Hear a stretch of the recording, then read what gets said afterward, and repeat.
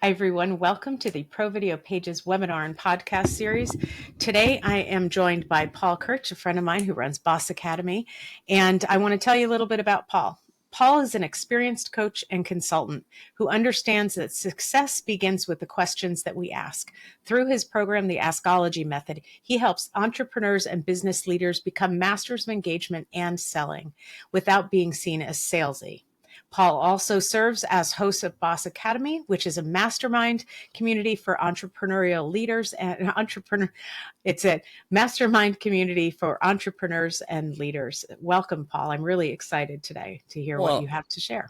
Thank you, Anne. I appreciate your support. And for those that don't know, I host a mastermind community that Anne is actually a sponsor of, and she is such a giving soul. She gives so much to our community, but also supports so many of you out there. So, Anne, thank you for all you do, and it's an honor to be here today. Yeah, so everybody just strap in. We've got some great content that Paul is sharing with you, and it's about selling with integrity. So, Paul, I'm going to let you take it away. I'll turn off my camera, and I'll join you at the end. Sounds great, Anne. Thank you. Well, listen, I think sales has gotten a bad name over the years, and there's so many reasons for it. There's a lot of slimy practices. There's a lot of, hardcore selling, the always be closing model in the wrong hands has done a lot of damage. And I think it's unfortunate because everyone who owns a business, everyone who's in business needs to be able to sell themselves or sell their products, their solutions. And there's a way to do it with integrity.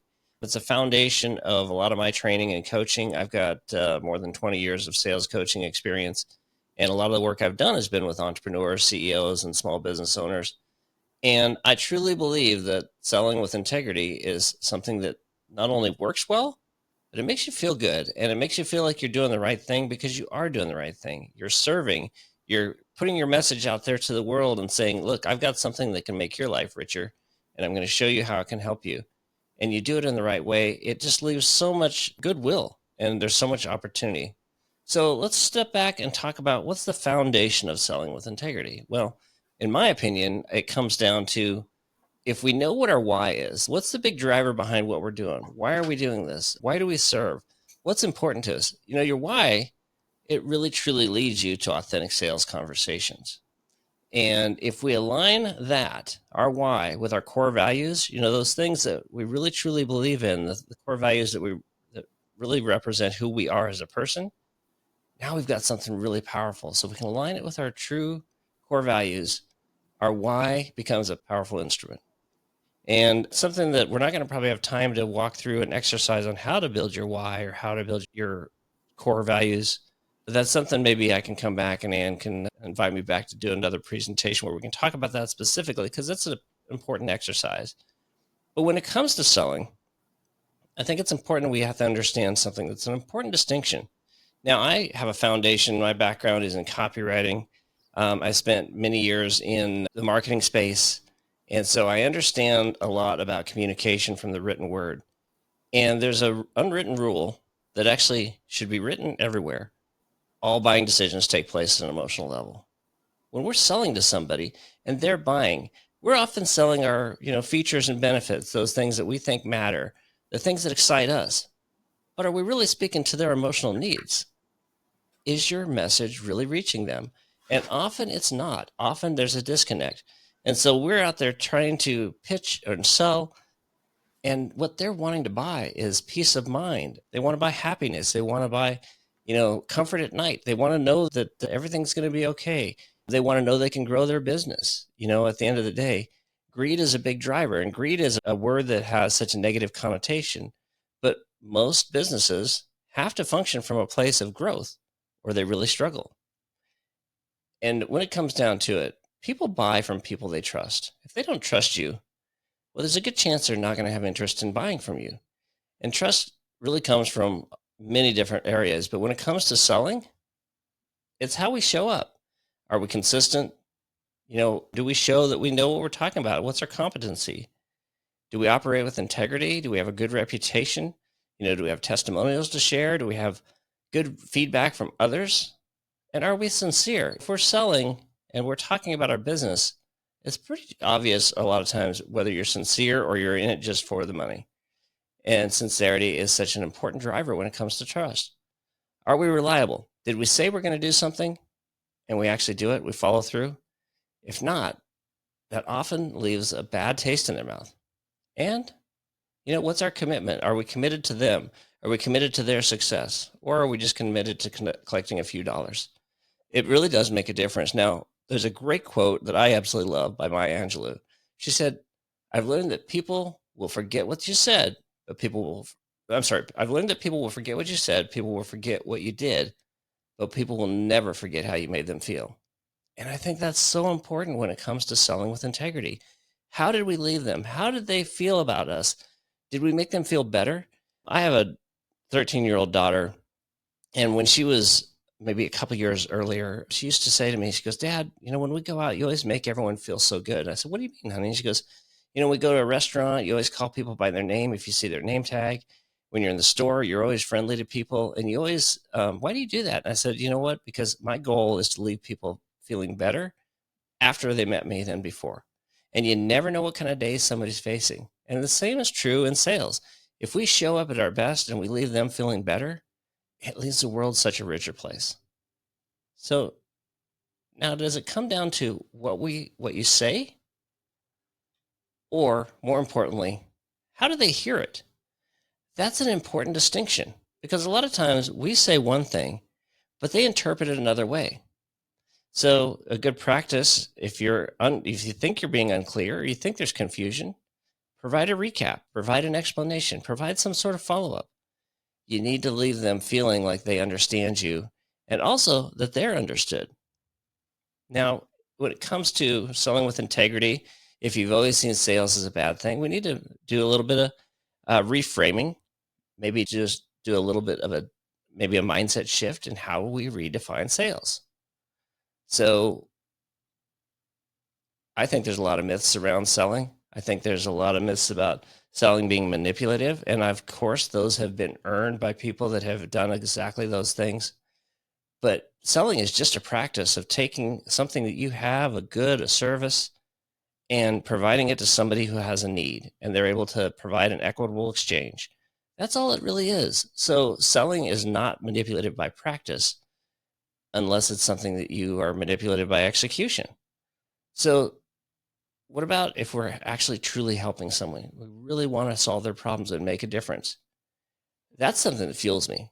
If I know I'm helping somebody, I know I'm really making an impact on their life. That excites me. I am definitely a servant leader, and I've learned that over the years. And the more that I can give, the more I can do to help support people, the better I feel about myself, and the better I feel like I'm providing for the world. So are you selling to just make a few dollars? Or are you really trying to solve their problems? Now, years ago, I had a boss who was a great mentor, and he was a phenomenal sales leader. And he had some philosophies that I absolutely loved. And at the time, maybe I didn't understand them the way that I should have. But one of the things he told us was always be a resource. And his team, we had some great people on the team. And I think every one of us at the time said, be a resource. Okay, yeah, that's great. We're going to be the best customer service people we can be. We're going to really serve our clients. That's not what he wanted. He wanted us to go deeper. He wanted us to go further. And there's so many examples I can give. But when it comes to being a resource, if you let integrity guide the way, so many great things can happen. So I had a client that called me one time. I was living in Seattle and he was down in LA, and he said, Paul, would you come down? And I really want to talk to you about some opportunities. And I said, yeah. I said, I'm planning on being there next week. I'll come in and see you. I'll take you to lunch, and I'll schedule some other meetings. At the time, I had no intentions of going down to LA for that, but I knew this was an opportunity. So I scheduled a couple days worth of meetings, flew down, met him for lunch, and we're sitting there talking. And I said, I'm so excited about this. I said, I'm really glad you called. We've been wanting to get some more business from your company. He goes, well, Paul, I really need to talk to you about that. And I said, what? He said, I really don't have any projects for you right now. At the time, I was in the market research industry, and we were doing a lot of work in providing some research services for them. And he goes, yeah, I always keep you in mind, but I guess I just don't really have anything right now. And I said, wow. I said, well, you called me and told me you had something. What was in mind? He goes, to be honest, I'm pretty unhappy. And I said, okay. And he goes, I'm looking at leaving. And I said, oh, wow. My first instinct was to be mad. This guy called me down to come down to LA to meet him, and he wanted my advice on what he could do to find a job. And he says, "Yeah, Paul," he goes, "I know you're really connected in the market research industry, and I know you know a lot of people. I'm hoping you can help me out." I was sitting there inside, my gut was just kind of like clenched, and I'm going, "Really? That's what this guy wanted?" But then I stopped and I said, "Be a resource." I said, "Okay." I said, "Tell me more about what you're looking for." And he had some really interesting experience in the gaming industry, actually building board games and other similar products. And I said, "Do you have a resume?" And he shared a paper copy. And then he also emailed me a copy. And I looked at the resume and I'm going, I can't believe it. I know somebody who needs this guy. And so I said, "I think I know somebody." So after the meeting, I made a phone call. I said, "Hey, I've got this person I had lunch with, and I think you really need to talk to them. I've worked with him for a while. Great guy. And he has experience in your space, and I think you should talk to him." Next thing I know, he got an interview. He ended up getting the job, and he went to work for them. And for years, that person followed me. He sent me leads. He sent me opportunities. I was a resource. I gave him assistance beyond just serving him as a client, and it made a huge impact. I think another aspect is building trust, but also making a real connection. If we build rapport and trust, and we do it naturally, it's genuine. And that creates such an absolutely emotional place where they trust you. They see you as genuine. Emotional safety, it really puts you in a place where they see you as somebody beyond just somebody trying to make a few dollars off of them. And if we're building genuine connections, we use empathy as a driving force. It's such a powerful tool. Now, with that gentleman, I became very empathetic to his situation. I put myself in his shoes on the other side of the table, and I knew he was really upset and really struggling, and I knew I could help him. Instead of just focusing on what I could make from him, I focused on what I could do for him. And I really focused on listening and truly understanding what his needs were. Now, at the time, I wanted more business from his company. What ended up coming from that was I not only continued the relationship with his company after he left, because I had other relationships there, but that person brought me tens of thousands of dollars in business through other means and channels. Such a powerful tool. So empathy creates trust, and it truly creates long-term relationships. So another example of a situation I faced was that same manager that I talked about, such a great mentor. He was coming out to see me. He lived on the East Coast, and he was coming out to do a few days of meetings with me. And we literally lined up 5 days worth of meetings. And we're talking about just jam-packed days. But there was one meeting in particular I was really excited about, a very large company in the research space that was doing a specific type of research that our company at the time could really fulfill well. And we had a unique offering. However, they were pretty vested and pretty tight with another company, and they had a deep relationship there.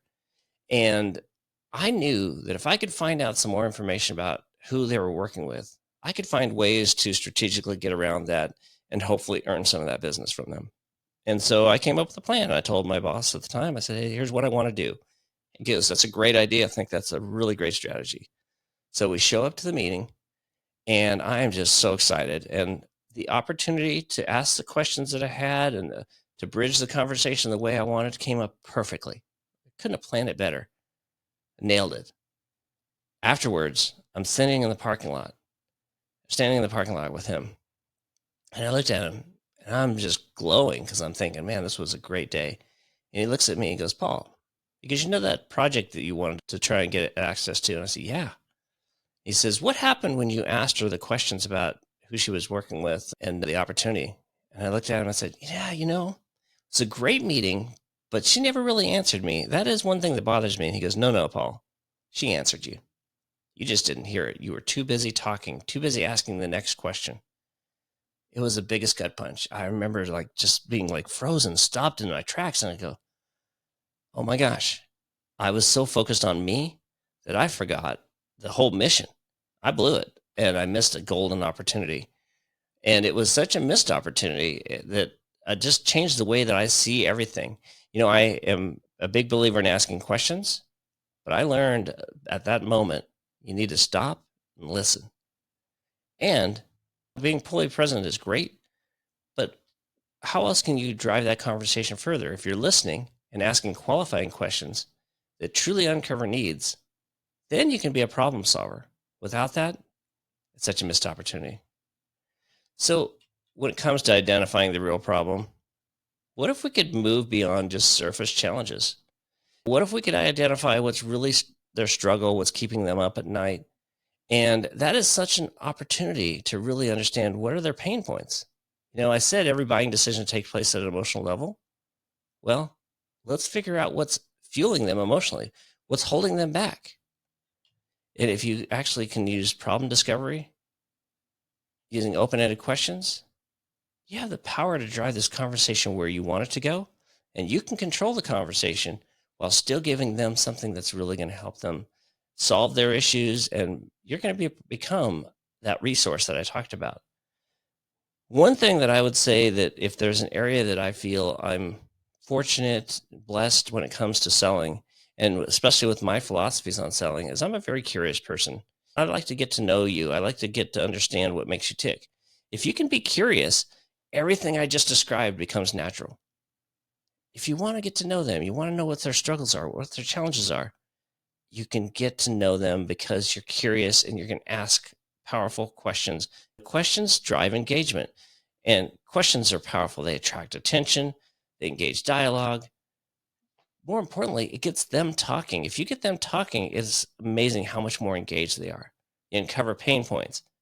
You learn what makes them tick. You build trust, create loyalty, and you really differentiate yourself from everybody else out there.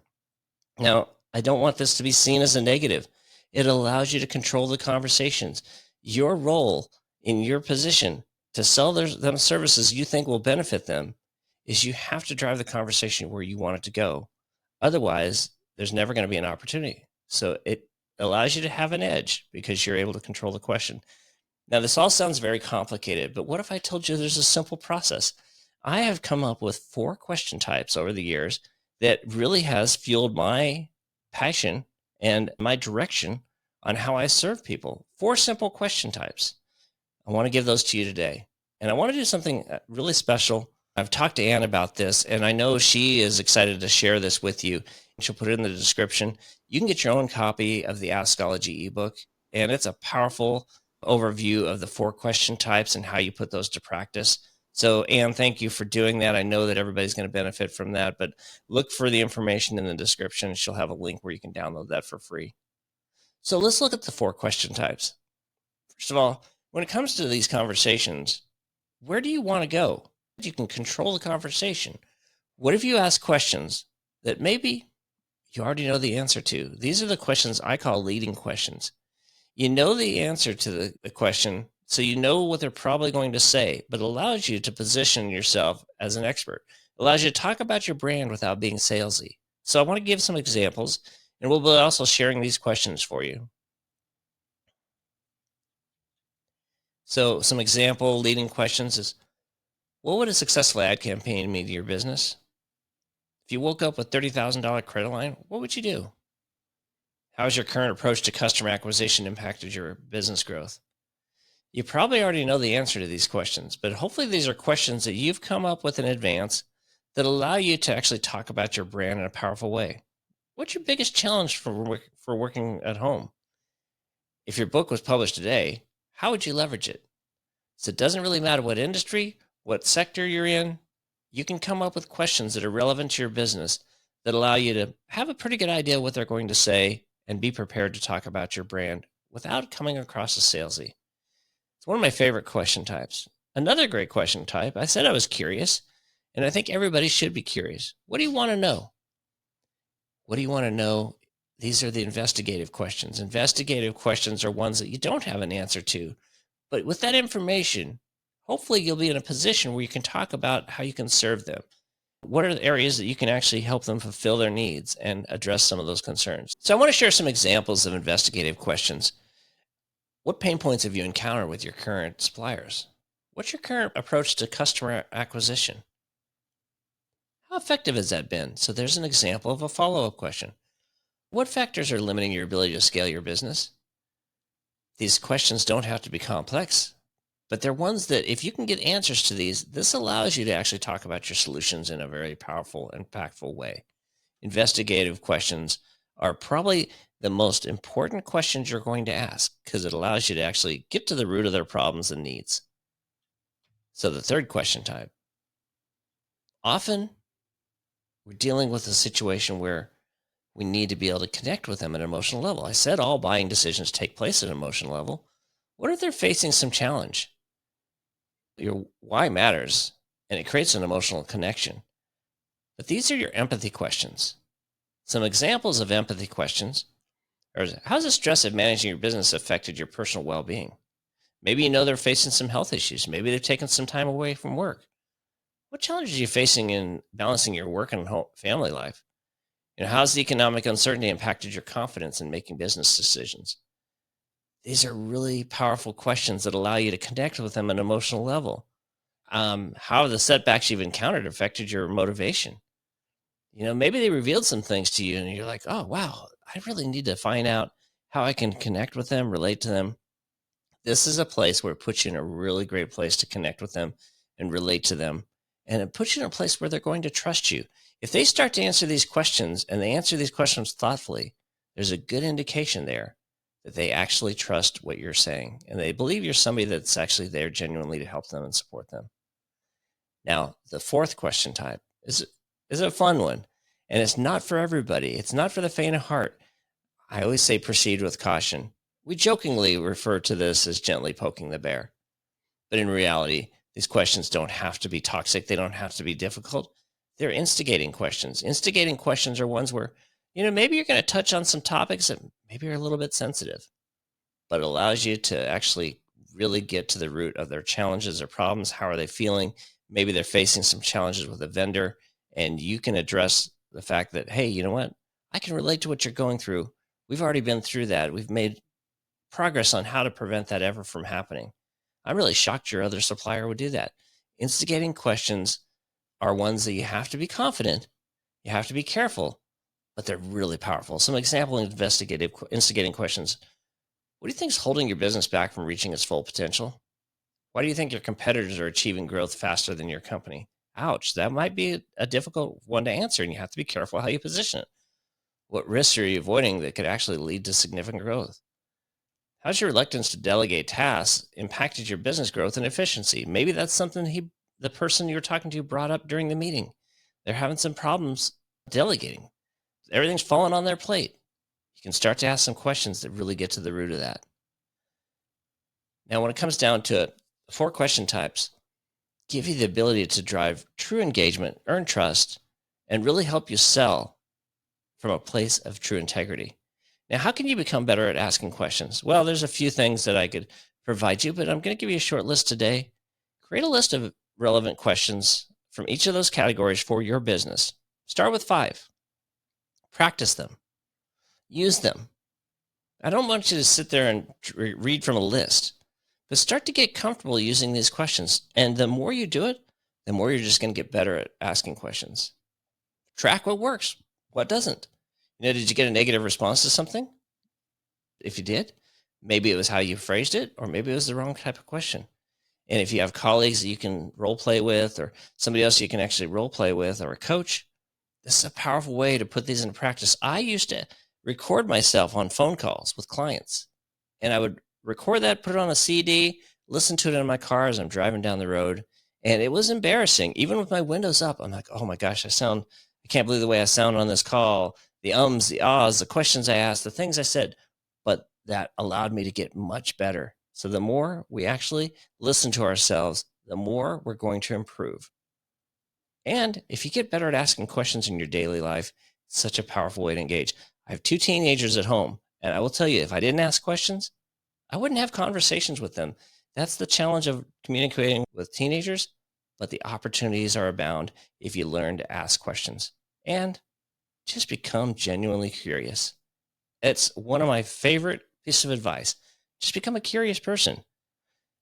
Now, I think this all drives us to, we need to be offering genuine solutions. If we're offering genuine solutions that align our products and services with their needs, That's a powerful place to be. And that's where questions put you. Questions allow you to determine, do my products and services align with their needs?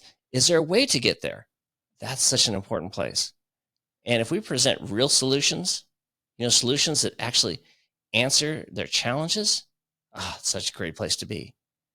If there's one thing I wish I would have understood when I was younger, I had an uncle years ago that I was always so impressed with him. He'd walk into a room and people just kind of lit up. He was one of those people that was very dynamic. Everyone wanted to meet him. He never forgot a name, but his greatest strength was being a storyteller. It wasn't until years later where I really understood where his success stemmed from his ability to capture attention, be a great storyteller. But not just a storyteller with a purpose. He always had something that he really wanted to share. He'd share success stories. And this is something where every one of us can become better at sharing success stories. What's worked, what hasn't, but doing it in a way that just doesn't sound like we're being salesy and pushy. It sounds like we're actually sharing something that's of value. And if you can learn to engage and capture people's attention through storytelling, it puts you in a powerful place. What if we make the client the hero of the story? That's an amazing place to be. Maybe you have a success story, and the success story doesn't have to be about you. It has to be about how you help the client, how you make them, maybe help them change their life. And if you can learn to tell stories in that way, it's a powerful place. Now, one of the philosophies I believe in is you have to be confident when it comes to selling. Confidence is key. And a lot of times, if I know that I'm doing the right thing, I've got the right message, I'm serving their needs, I've identified what those challenges are, I will leverage a practice that's called assumptive selling. Assumptive selling means that I approach it almost like I think I'm going to get the business. I think I've won the business. Assumptive selling puts us in a great place.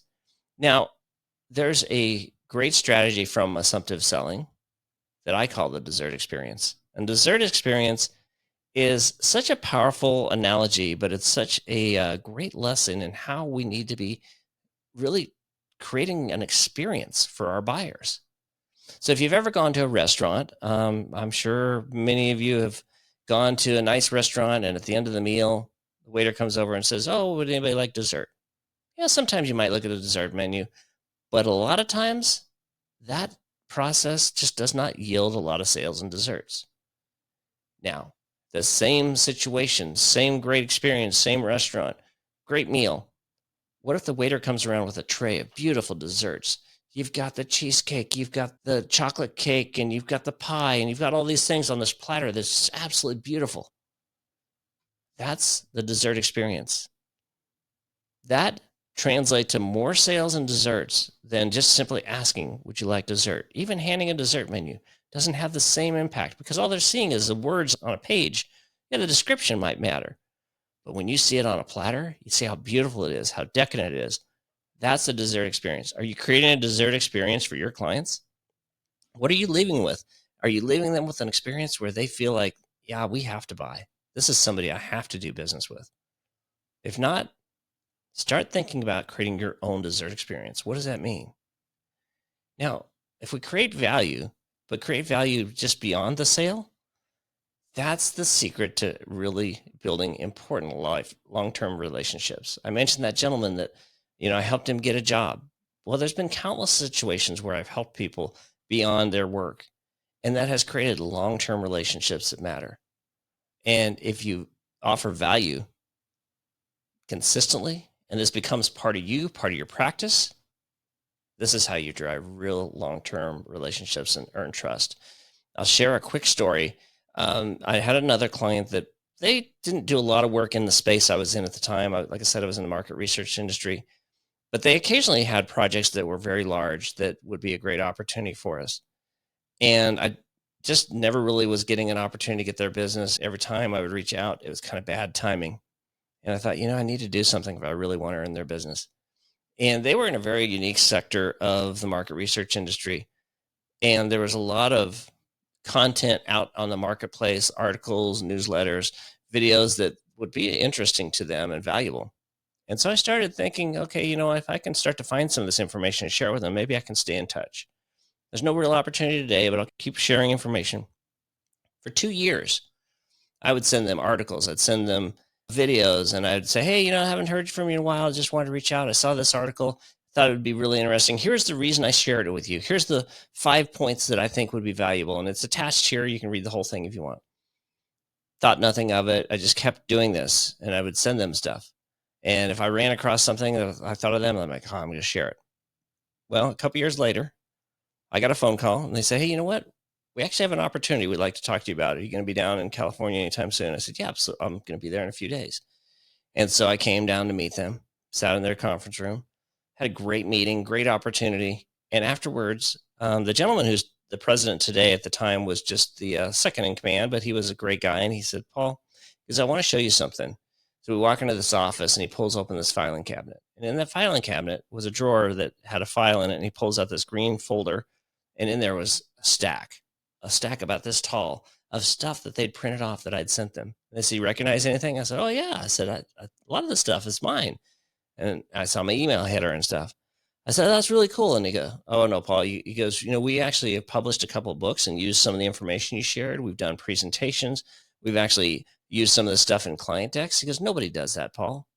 He goes, I knew there wasn't a lot of opportunity for us to work with you, but we knew early on that the minute we had something, we were going to work with you. I'm like, I had no idea. And so it's like, you just don't know what that investment really means. It was about offering value. And at that point, it was pre-sale. But if you continue to do that post-sale, it makes a huge impact. And then following up, if you don't follow up, there's so few opportunities for you to get the sale, because it's unlikely, unless they have an immediate need and you're the absolute magic person for them to work with, they're probably not going to follow up with you. And sales statistics have proven that it takes between 7 and 13 touch points for somebody to go from a prospect to a client these days. So if you're not following up, you're missing out. Most salespeople only follow up a couple of times. How about yourself? How many times are you following up? You meet somebody at a networking event? Are you actually following up? Are you actually trying to build a relationship, earn their trust? Or are you giving up, assuming that they've ghosted you? If we build follow-up strategies that feel helpful and not pushy, it puts us in a powerful position to win. And an important piece that I shared with that previous story, sharing the articles, sharing the videos, staying top of mind. Top of mind awareness is one of the most important pieces when it comes to building relationships and earning trust. They have to remember we're there, or they're never going to pick up the phone and call us when they have a need. People are lazy when it comes to buying. Yes, they buy from emotional needs, but often they're going to pick up that business card that's on the desk. They're going to answer that email that just came in. If you're not the person that's there when they have a need, there's a good chance they're not going to call you. So I actually have a philosophy within my mastermind community that states relationships are built on consistent, thoughtful communication. And follow-up is not just about checking in. It's about deepening the relationship and really uncovering opportunities. And do not treat relationships like transactions. If you treat relationships like transactions, when it comes to sales, you're not going to have a lot of transactions. First impressions fade. Have you ever been to a networking event and you just had the greatest conversation? Oh my gosh, this person just loved us. They shared that they might have a project. They're a decision maker. They said all the right things. And then you get away from that networking event. They're no longer a captive audience. They go back to their office. They've got a ton of distractions. Maybe they've got a spouse that has things that they need to do. Maybe they've got some health issues, a dying family member. You never know. Now they're distracted and they're not answering your emails. They're not answering your phone calls. You think, gosh, what happened? This person loved me. Now they can't stand me. No, that's not the case. You're treating the relationship as a transaction. You need to build a relationship through trust and focusing on building relationship over time. And if you track conversion rates, that's going to start to tell you a tale. If you're making X number of networking events yields X number of introductions, those introductions lead to you doing X number of meetings. Those meetings lead to X number of proposals. Those proposals lead to X number of sales. The numbers will start to tell a tale. And over time, those numbers will probably be pretty consistent unless you change your practice. So it's important that you start tracking what you're doing and what's working, what's not.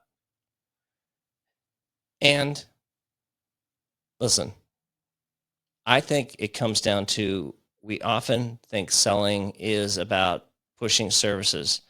If we don't remember that relationships are personal, we're missing a golden opportunity. And I had somebody one time who was a salesperson, a pretty good salesperson, but he was really pushy and really aggressive. And he said, yeah, he goes, I don't have any need for more friends. Well, if you're in sales today and you're not building relationships and earning trust, it's a missed opportunity. Now, I always say fortune's in the follow-up, and it truly is. Most sales take multiple takes. I told you it takes between 7 and 13 touch points to turn somebody from a prospect to a client. And really, common mistake in follow-up, being too transactional, focusing on what serves you and not what serves them, waiting too long, being inconsistent. Oh, I think I'm going to reach out to this person. You haven't talked to them in 6 months. Well, it's unlikely they're going to pick up the phone when you call, or they're going to respond to your email because you haven't stayed in touch. And genuine connection and sales focused communication, I personally think there's a huge difference. Focus on genuine connections and use that as a means of driving your sales communication, but you're doing it from a genuine place. Now, another principle that I live by and Boss Academy members love is rejection or silence. It doesn't define the outcome. A no today is not a no tomorrow. A lack of response does not mean they're not interested. It means that you're just not the priority you want to be right now. You might want to be their priority, and you might be really frustrated because they're not responding, but maybe they've got a million things on their plate. Maybe they're not ghosting you. Maybe they're just busy and they're dealing with other things. So you need to stay on their radar. And your follow-up, it's an opportunity to pivot. It's an opportunity to learn and ultimately build resilience in the relationship. If I'd given up on that company that I was sending those articles to and that information to, even though there wasn't any immediate sales, I would have never had an opportunity to earn their business. What about overcoming objections? Well, if we're creative and we're proactive, we can actually come up with a list of almost every objection we're going to face.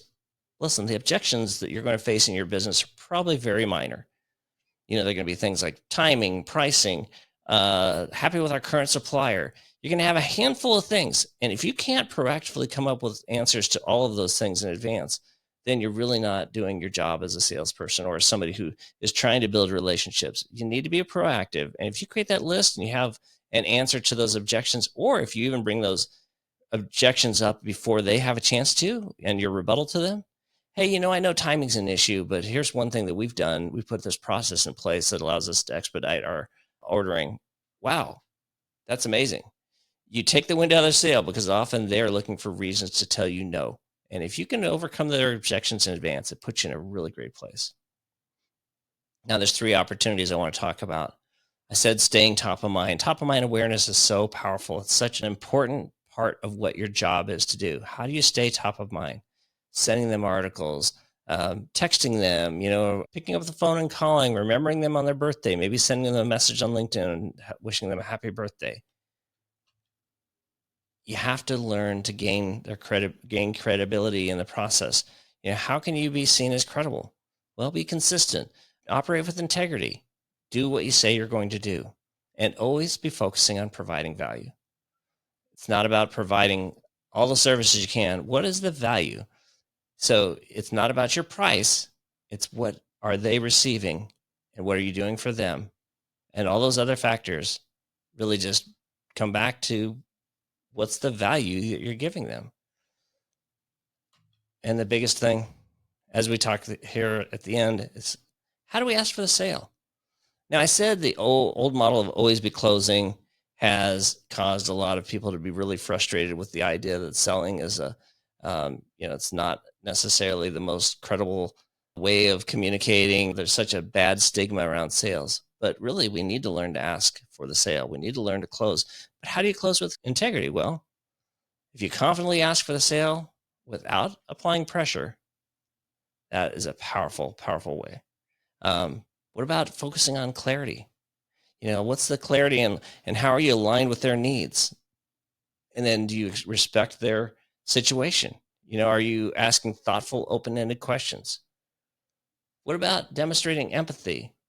Are you really listening when they're talking? If you're asking questions and not waiting for them to answer, you're missing an opportunity. And then what about next steps? What's the process? How are you going to follow up with them? If you have clear next steps and they understand what the process is like for working with you, it's a better chance for them to earn your trust or earn trust in you and to see you as somebody that they want to work with. It builds long-term trust. It reduces buyers' remorse. You don't want them to buy from you and then feel like they've made a mistake. You're looking to build that long-term relationship. And quite frankly, your reputation is something you should always have in mind during the sales process.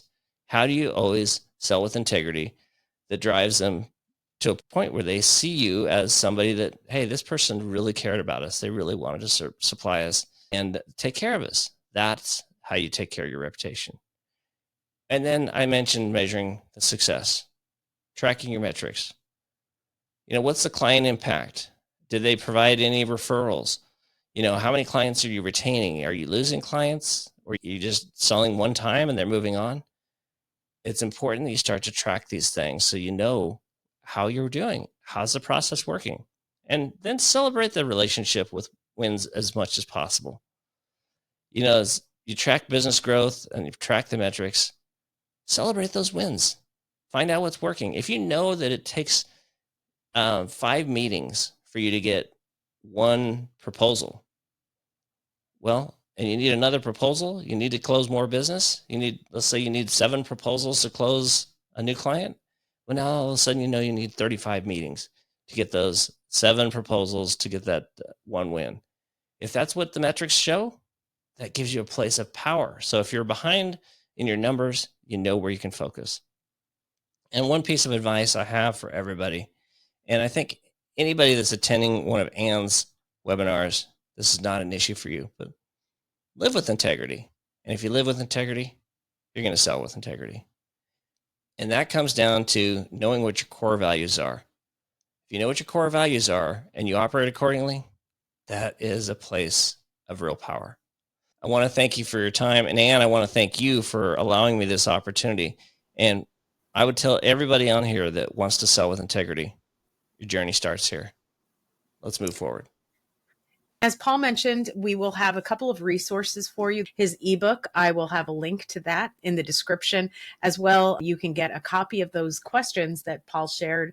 We'll have a PDF with Paul's information on that as well. I hope that you have learned something and can take away some actionable steps that you can put into place in your business today. So thank you very much again, Paul. Thanks, Ann.